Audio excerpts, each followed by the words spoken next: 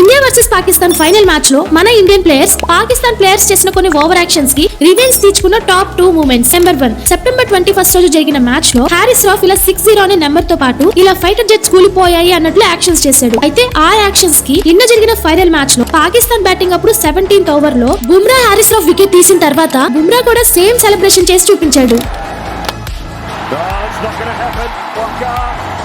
Number 2, India batting అప్పుడు 12th over లో Pakistan bowler అయిన అబ్రార్ వేసిన బాల్ కి సంజు శాంసన్ అవుట్ అయ్యాడు. దాంతో అతను తన ట్రేడ్ మార్క్ సెలబ్రేషన్ చేసి సంజు శాంసన్ ని డగౌట్ వైపు వెళ్ళిపోమన్నట్లు చూపించాడు.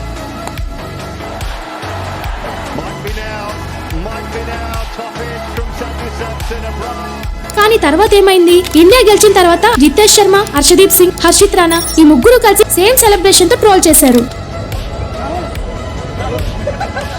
గైస్, నిన్న జరిగిన మ్యాచ్ గురించి ఒక్క మాటలో చెప్పాలంటే మీరేం చెప్తారో కామెంట్ సెక్షన్ లో చెప్పండి.